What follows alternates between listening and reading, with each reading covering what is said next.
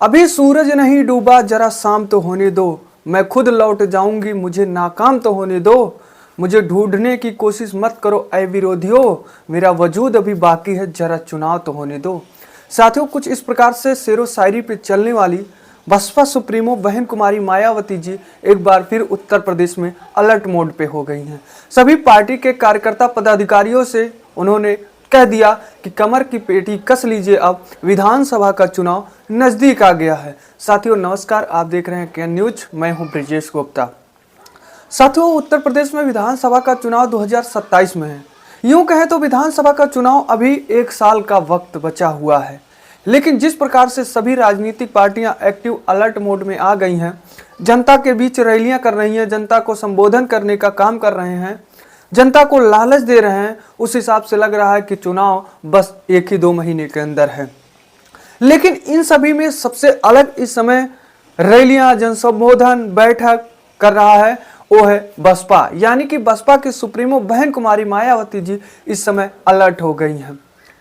जब से लखनऊ में महाबैठक की है, जो ऐतिहासिक महाबैठक कहा जा रहा है, उस बैठक के बाद सभी राजनीतिक पार्टियों में हलचल हो गई है, क्योंकि इस बैठक में मायावती जी ने ऐसी फैसला ली हैं, पार्टी के लिए ऐसी फैसला ली हैं, 2027 के विधानसभा में जीतने के लिए ऐसे फैसले को लिया गया है बसपा की तरफ से, और उसको पदाधिकारियों को सूचित भी किया गया, चेतावनी भी दिया गया है, और जनता को भी चेतावनी देने का काम बसपा की तरफ से किया गया है, जिसके बाद से हलचल तेज हो गई है हमारे प्रदेश में।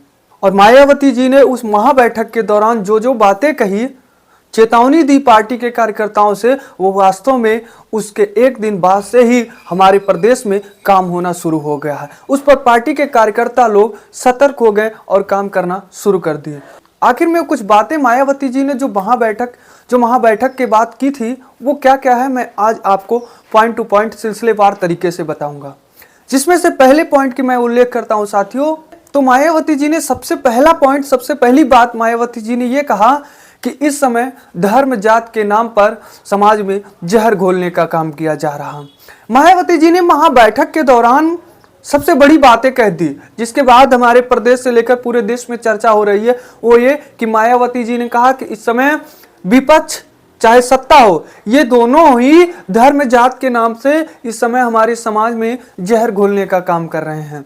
और मायावती जी ने कहा कि सत्ताधारी पार्टी और विपक्ष की जो भी पार्टियां धर्म जात के नाम पर जहर घोलने का काम कर रही हैं, उनसे सतर्क होने की जरूरत है।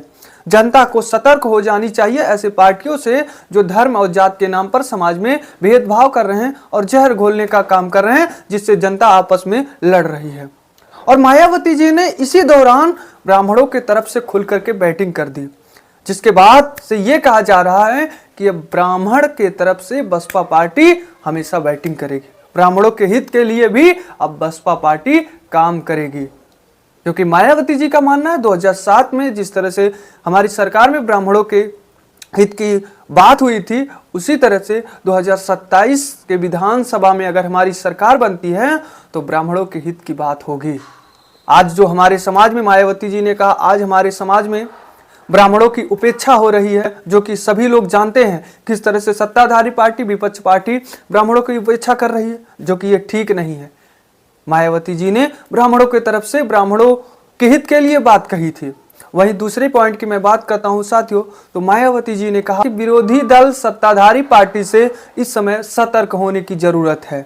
मायावती जी ने कहा कि हमारे पार्टी में जितने भी कार्यकर्ता हैं वो इस समय सतर्क हो जाएं, क्योंकि विपक्षी और सत्ताधारी पार्टी इस समय षड्यंत्र रच रही है, नई षड्यंत्र रचने का काम कर रही है। इसमें इसलिए मायावती जी ने सतर्क होने की बात कही, क्योंकि जो देखेगा कि बसपा में जो नेता शामिल है, जिस क्षेत्र का है, अगर वहां से उसका जनाधार है, वो मजबूत है, वोटर उसको जानते हैं, तो विपक्ष सत्ताधारी पार्टी उसको लालच दे करके कि मैं ये पद दूंगा, आप हमारी पार्टी में आ जाइए। इस पर मायावती जी ने ध्यान दिया कि ऐसे षड्यंत्र से दूर रहिए, क्योंकि वो आपको पार्टी में शामिल करने के बाद आपको किसी भी प्रकार का पद नहीं देंगे। वोट लेने के बाद वो पार्टी से बाहर का रास्ता आपको दिखा देंगे। इसलिए आप बसपा में रहिए, बसपा आपका सम्मान करेगा। मायावती जी ने सभी कार्यकर्ताओं से सतर्क रहने की बात कही।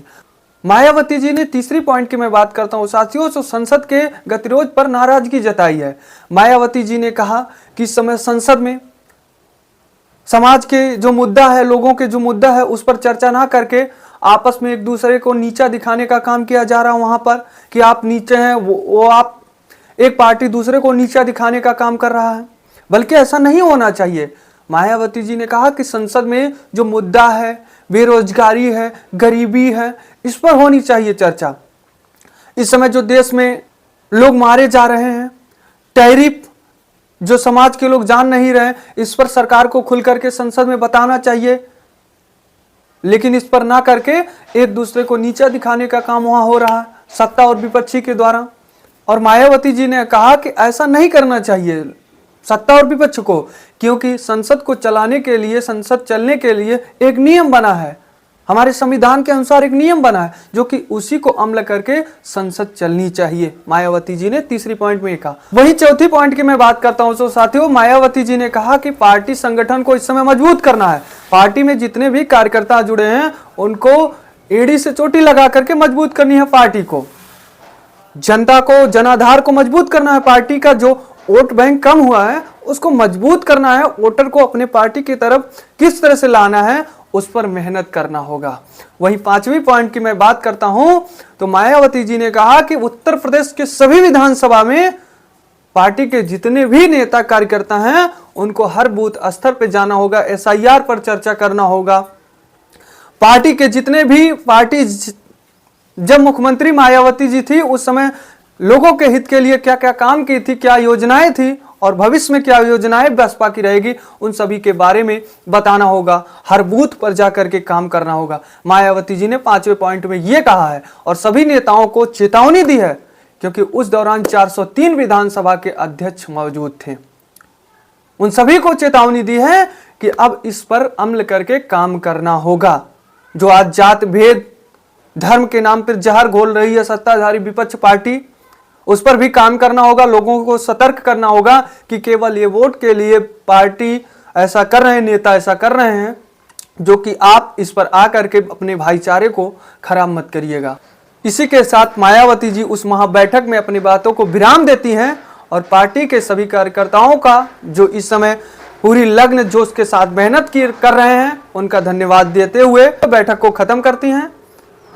तो साथियों, यह थी आज की हमारी विश्लेषण। इस पर आप क्या कहेंगे कमेंट में जरूर बताएं, और हाँ, आप मायावती जी के लिए क्या कहेंगे वो भी कमेंट में जरूर प्यारा सा फीडबैक लिखें। तो दीजिए ब्रिजेश गुप्ता को इजाजत, मिलते हैं एक नई मुलाकात एक नए वीडियो के साथ। धन्यवाद।